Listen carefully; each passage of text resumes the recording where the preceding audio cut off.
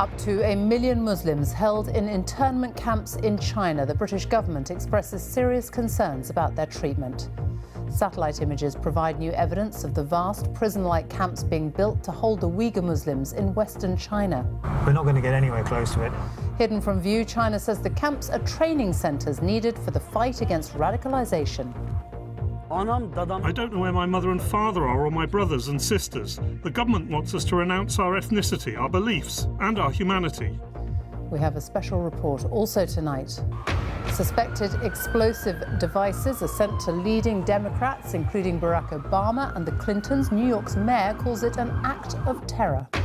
Protected identity. The government says it will review so-called gagging clauses after a newspaper's barred from publishing allegations about a high-profile businessman. Trying to crack down on America's growing addiction to drugs, President Trump signs new laws as the public health crisis grows. If this crisis right now doesn't worry you, then there's something wrong. You're not paying attention to it. A legal landmark. 2 people are prosecuted for running an illegal school in the first case of its kind in England and Wales. It's Salah in for another. He's not going to miss one there. And a great night for Liverpool in the Champions League, but Tottenham fare less well. Later on BBC London, questions tonight over who will bear the financial brunt of the delayed Crossrail project. And we meet the foster mum who's been rewarded for changing children's lives.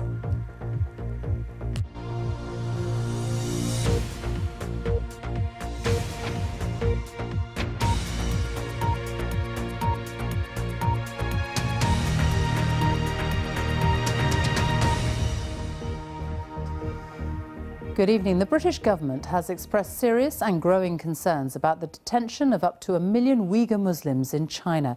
Last night, a BBC investigation revealed the construction of a vast network of internment centres in the western Chinese region of Xinjiang. China refers to these secure prison-like facilities as vocational education and training centres aimed at fighting radicalisation and terrorism. Our China correspondent John Sudworth has been speaking to people who have managed to flee the region, among them British ethnic Uyghurs who are calling on the UK government to do more to help their families. You don't see long beards in Xinjiang anymore. They've been banned. Mosques have fallen silent, with no sign of prayer.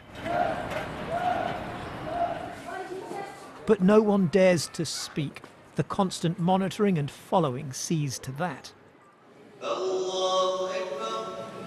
Some, though, have found refuge in Turkey, a place with ties of language and faith to the Uyghurs, Xinjiang's main Muslim minority. Just reciting an Islamic verse was enough, this man says, to put him in a Chinese detention camp. His family, he fears, are still in one. I don't know where my mother and father are, or my brothers and sisters. The Chinese government wants us to renounce our beliefs, our ethnicity and our humanity. Another former camp inmate says he was forced to sing Communist Party songs and recite China's new anti-extremism laws under the threat of violence. Every day someone was beaten. There were 2 men, one with a belt, the other just kicked. If we fell down, they made us kneel again. Those we've spoken to are the lucky ones. They fled to Turkey in 2015. Since then, there are very few reports of anyone being released from the camps at all. The testimony we've heard here is impossible to independently verify, of course, but what's striking are the consistencies, the descriptions of the routines in the camps, the brainwashing techniques, and most tellingly, perhaps, the results. Not love and loyalty for the Chinese Communist Party, but a deep and lasting resentment. Family as well as faith is being broken. When Bilkis fled Xinjiang with her children, her baby daughter, Sakine, did not yet have a passport. Her dad planned to bring her later, but now he too has been taken away.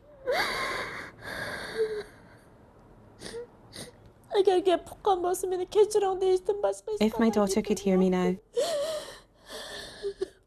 I'd say nothing but sorry. There's nothing worse than not knowing where she is, whether she's alive or dead. Are they going to turn us back here? Back in Xinjiang, we try to visit a camp where we've heard 10,000 people may be held. We just shut down the whole road. But in front of us, the police close the whole highway. For repair, they say. We try other routes. But every time, at roadblock after roadblock, we're not going to get anywhere close to it. There's no way through. The point where we're forced to give up is just a short distance away from a large new camp, with the watchtowers clearly visible. Forgotten Muslims. The Chinese police have a long reach, it seems. Government hijacking. Mahmoud Turdi, a British Uyghur living in London, says they are pressuring his family in Xinjiang because of his campaigning work. All my family members had been harassed by the police security forces, asking them put pressure on me to keep my mouth shut, do not say any single words against the Chinese government. This is my mom's, me and my brother. Raila Abulayati, another British Uyghur, received a message last year saying her mum had been taken away. 66-year-old Shamushina Pida is thought to have been in a camp ever since. The Chinese government, they want to delete the Uyghur nations from the world. So we need foreign government to act as soon as possible before it's too late.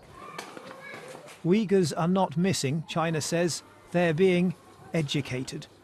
But parents have gone, whole extended families have been taken away, and a culture, a religion and a people are in crisis. John Sudworth, BBC News, Xinjiang. And we can talk now to John Sudworth, who is now in Beijing. And extraordinary testimony that you have heard. What has been the response both internationally and from China to your investigation? Well, there was already unease over China's policies in Xinjiang. Our reporting over the past 2 days will have added to that significantly. The UK Foreign Office speaking of its serious and growing concerns. The US State Department dismissing as preposterous China's claim that these camps provide job training. And if you want to get an idea of what China thinks its policies are for, listen to this from a Chinese Foreign Ministry spokesperson today, describing the policies as designed to cure the disease and save the patient.